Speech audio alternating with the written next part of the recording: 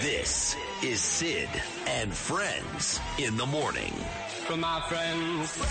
77 WABC. Turn out the lights. The party's over. They say that all good things must end. Let's call it a night. Oh, God, this brings back great memories of Dandy Don Meredith on Monday Night Football with How It Goes Out. How It Goes Out. And Frank Gifford, turn out the lights, the party's over. Well, it's over for Biden, but it ain't over just yet for the Democrats. I was watching Ron Johnson on television yesterday morning with Maria Bartiromo. Ron's been on the show with me a bunch of times, great senator from the state of Wisconsin.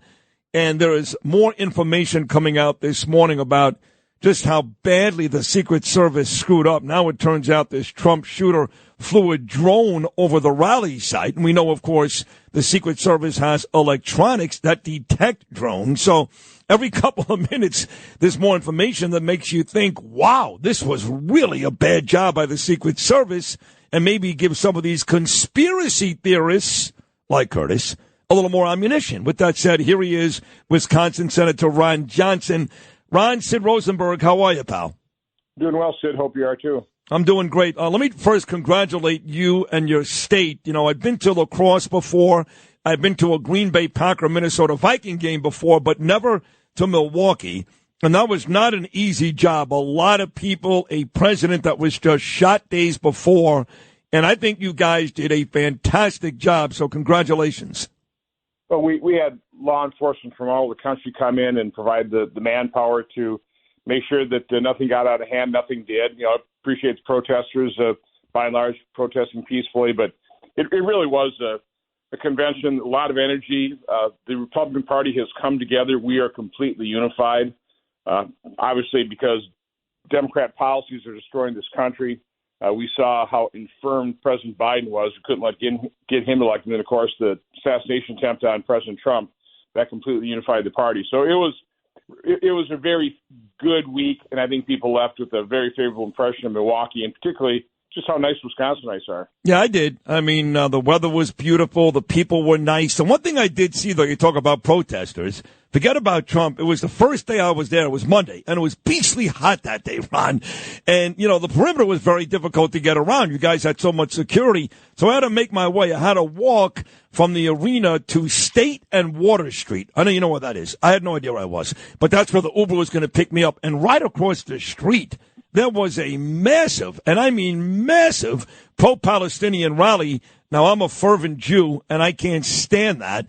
You know, I know about the First Amendment and the freedom of speech and all that, but I think these people are actually terrorists. I got into a fight with one of the guys on the street. Secret Service actually had to walk over, but I was surprised to see that in that area of Wisconsin. So I guess you guys get the same stuff we get in New York, huh? Yeah, my guess is those people got bussed in, trucked in, you know, whatever. It was only the one, from my standpoint, I think it's only the one instance. It petered out pretty fast, and then the rest of the week was great. And the weather turned much more pleasant. It was really hot Sunday and Monday, but then it's beautiful Tuesday, Wednesday, Thursday. It was gorgeous, and I had to switch hotels because my flight got canceled on Friday, so I went from the DoubleTree in Brookfield, Milwaukee, to the DoubleTree by the airport. And I enjoyed it. I really did. But let's get to the matter at hand. You were great on Maria yesterday, and there's a lot going on. Today, the latest is that this sniper who shot Trump and killed an innocent man, he had a drone fly over that site hours before all that happened, and they found the drone in his car. So here is another thing that people are upset about with the Secret Service because they've got technology to detect that. How was this kid able to fly a drone over that site, Ron? Well, you know, I went on Maria primarily in reaction to the infuriating briefing we got from the Secret Service and FBI on Wednesday, where, you know, Director Cheadle said there were mistakes and gaffes. Really gave us no information other than response to John Cornyn's question, like, when did you first detect this potential threat? Is more than an hour ahead of time. But my staff has been contacting law enforcement, both local and federal. We're getting cooperation out of the local. We're getting some information. So I went on Maria with a very incomplete, very preliminary set of findings. And we issued that set of findings yesterday, primarily to prompt more people to come forward. On that briefing, I think both the Secret Service and FBI directors said, we want to ensure that, conspiracy theories don't take hold. Well, if you want to do that, address what's already out in the public domain. Be honest with the American public. Get us information. As soon as you've got it nailed down, tell us what actually happened. And, of course, they're not doing that. They're doing the same thing they always do. They gather information. It goes to the black hole of the agencies. And, unlike 1963 where we had one Zapruder film, we probably have hundreds of cell phone video and audio accounts. And that can be used for acoustic signatures to help triangulate and try and find out exactly where the shots are coming from. And, again, they came out immediately. It's a single shooter. Okay, I hope that's the case, but how do you explain just the very different sound of the first three shots versus the next 5 or 6? How do you explain that? Well, you could explain it. Well, you could explain it, and I heard you tell Maria yesterday that there's a school of thought.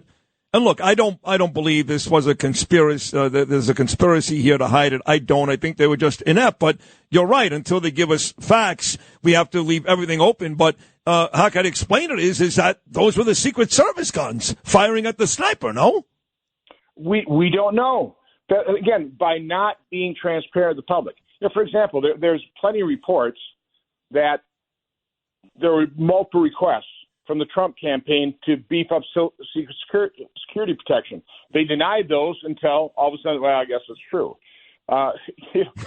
There were reports that the snipers, Secret Service snipers, had this guy in his sights. Well, and requested information to take him out. Did that happen? I don't know. Yeah. Mum's the word. So these are things in the internet. They're circling around.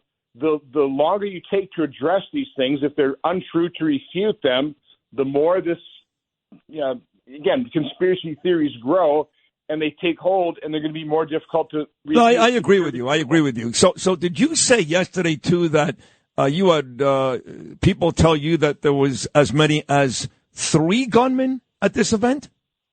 No. There were, according to one analysis, there were 3 separate guns fired. One, of course, would have been the Secret Service snipers.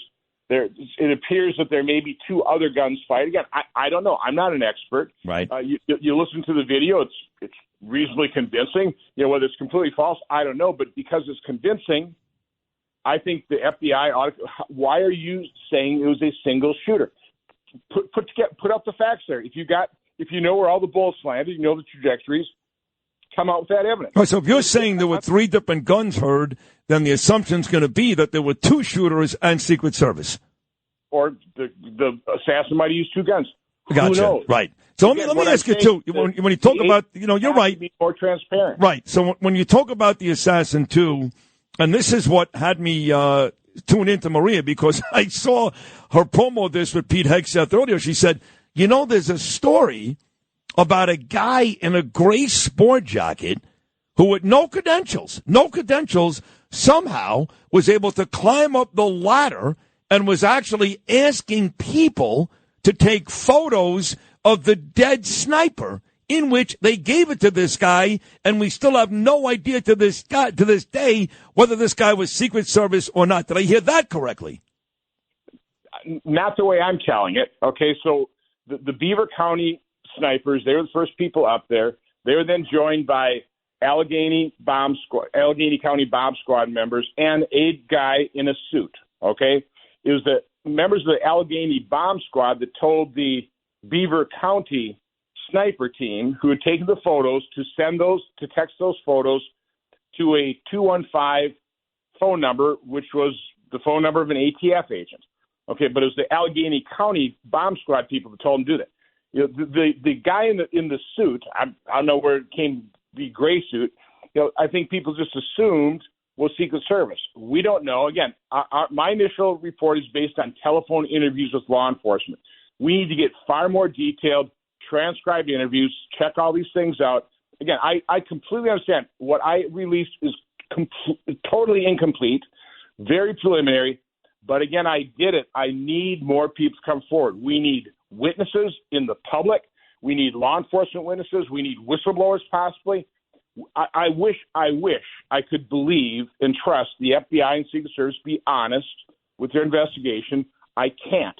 I've seen the corruption, for example, the Russian hoax or collusion hoax investigation. I've seen the corruption.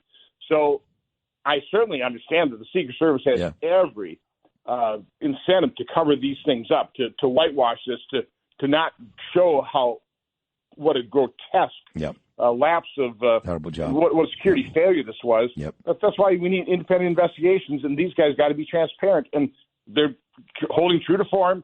They're going dark on us. Go through congressional liaisons.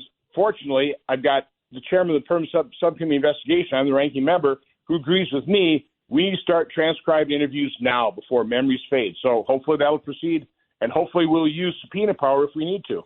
Yes, I hope you would too. And of course, the head of the Secret Service, Kimberly Cheadle, is about to face Congress. She's going to testify coming up in 12 minutes. In the final 60 seconds, Ron, it looks like the new presidential choice for the Democrats, Kamala Harris, is going to actually pick your state, Wisconsin, for her first rally. So here you just hosted President Trump, and I was there for this great RNC convention, and it does look like breaking news. Kamala Harris is going to rally in your state, her first rally since Biden ended his campaign. What kind of reception will Harris get in your state?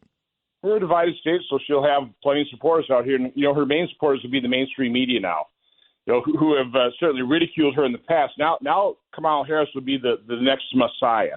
I mean, they will prop this person up. They'll put her on a pedestal. They'll say she's the greatest thing since sliced bread. It's going to make you ill watching how the mainstream media is going to turn in their narrative on Vice President Harris. Well, I think Wisconsin, though, will treat her nicely based upon what I saw from with the Republicans last week. Hey, Ron Johnson, you keep talking because the questions you're asking are very, very important. And I think you've been great throughout this whole process. I look forward to speaking to you again very, very soon, Ron. Thank you so much. Stay well. You too. Ron Johnson, Senator, Wisconsin. And looks like Harris is on her way to that state, too.